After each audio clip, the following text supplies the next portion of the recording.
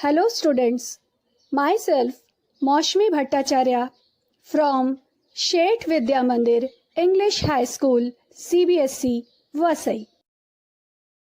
आज मैं आपको कक्षा 7 हिंदी व्याकरण का पाठ 14 मुहावरे समझाने जा रही हूँ। प्रस्तुत है पाठ का द्वितीय एवं अंतिम खंड।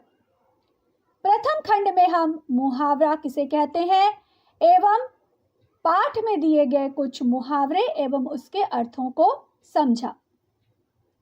प्रस्तुत खंड में हम पाठ में दिए गए बाकी के मुहावरे एवं उनके अर्थों को समझेंगे।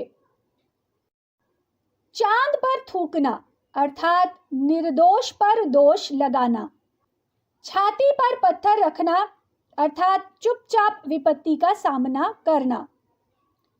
छुपा रुस्तम अर्थात देखने में साधारण वास्तव में गुणी। जहर उगलना अर्थात ईर्ष्यापूर्ण बातें करना। टका सा जवाब देना अर्थात साफ इनकार कर देना। टांग अड़ाना अर्थात विघ्न डालना। ठन गोपाल अर्थात बिल्कुल कंगाल।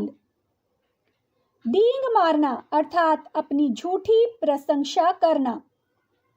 तलवे चाटना अर्थात चापलूसी करना। थाली का बैंगन अर्थात सिद्धांतहीन व्यक्ति। दबे पांव निकल जाना अर्थात चुपचाप चले जाना।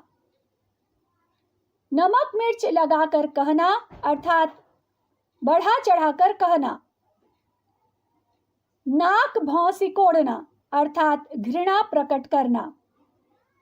पहाड़ टूट पड़ना अर्थात भारी विपत्ति आना।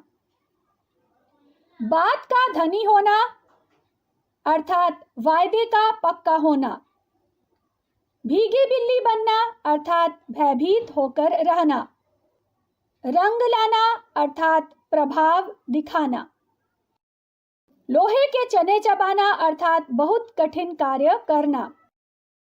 सिर आंखों पर बैठाना अर्थात बहुत सम्मान करना।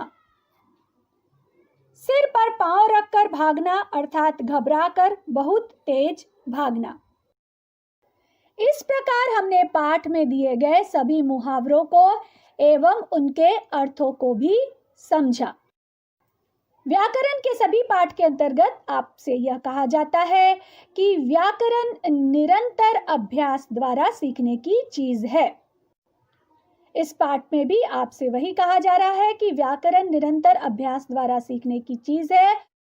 अतः आप पाठ में दिए गए सभी मुहावरों को ध्यानपूर्वक पढ़ें एवं उनके अर्थों को भी याद करें और उनका जो वाक्य प्रयोग दिया है उस वाक्य प्रयोग को भी पढ़ें। वाक्य प्रयोग आप स्वयं भी कर सकते हैं, परंतु पाठ में दिए गए वाक्य प्रयोगों को ध्यानपूर्वक पढ़ें और समझें। अब हम पाठ के मुख्य बिंदु पर एक बार दृष्टि डालते हैं। मुहावरा शब्दों का वह समूह है जिसका प्रयोग प्रत्यक्ष रूप में नहीं किया जाता। इसका प्रयोग लाक्षणिक अर्थ में होता है। मुहावरों का प्रयोग सदैव उनके मूल रूप में ही होता है। इनके शब्दों के स्थान पर दूसरे शब्द इस्तेमाल नहीं किए जा सकते हैं।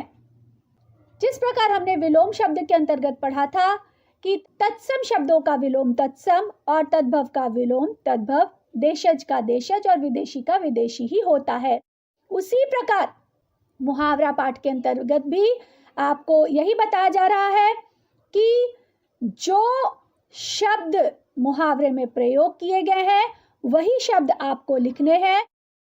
मुहावरों में जिन शब्दों का प्रयोग किया गया है वे शब्द ही आपको लिखने हैं।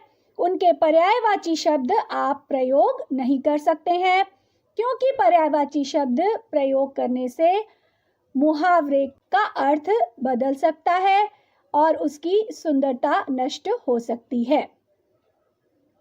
पाठ में दिए गए मुहावरों को पुनः पढ़ें। हमारे पाठ का यह खंड यहीं पर समाप्त होता है।